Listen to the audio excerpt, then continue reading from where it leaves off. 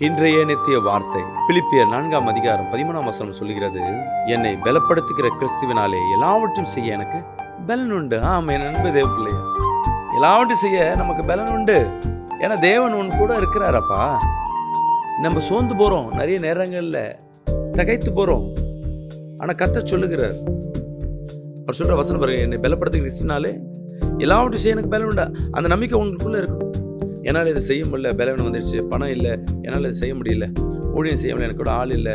நிறைய நேரங்கள் உன்னை நம்பிக்கையான காரியங்கள், அதாவது ஆட்களோ பணமோ சூழ்நிலை உனக்கு சாதகமாக இல்லைன்னா நீங்கள் சோர்ந்து போனது போல இருக்கீங்க.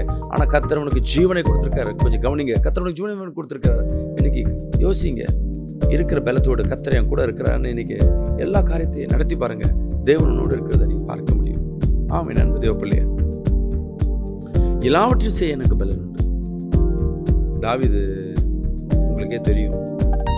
தாவீது பாருங்க, இந்த உலகத்தில் இருக்க ராஜாக்கள், அவன் சகோதரர்கள் எல்லாம் அந்த கோலியாத்தை பார்த்து, பெலிஸ்தரை பார்த்து பயந்தார்கள். யுத்தம் பண்ணுவதற்கு பயந்தார்கள், ராஜ்யத்தை கொடுப்பதற்கு ஆயத்தமாயிட்டாங்க.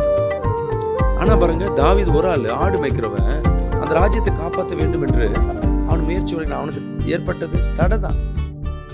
ஆனா அவனுக்குள்ள என்ன நம்பிக்கை இருந்ததுன்னா, சிங்கத்தின் வாயை கிழிக்க முடிஞ்சதுனால, அநேக காட்டு மிருகத்தின் மூலமாக என் ஆடுகளை நான் எப்படி காப்பாற்றணும், அதே போல இவனையும் என்னால் என்ன பண்ண முடியும், அழிக்க முடியும் என்று அவனுக்குள்ள நம்பிக்கை இருந்தது. அவனுக்குள்ள இருக்க ஒரே நம்பிக்கை, எல்லாவற்றையும் என்னால் செய்ய முடியும்.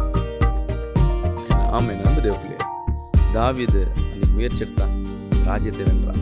இன்னைக்கு நீங்களும் ஒரு முயற்சி எடுங்க. உங்களால் எதையும் செய்ய முடியும் என்று, சாதிக்க முடியும் என்று நீங்க நம்பிக்கை இருந்து பாருங்க. கடவுள் ஆட்டோமேட்டிக்கா, என் தேவனாகிய கர்த்தர் உனக்கு பக்க பலமா இருப்பார். God bless you. கர்த்தர் உங்களை ஆசீர்வதிப்பார்.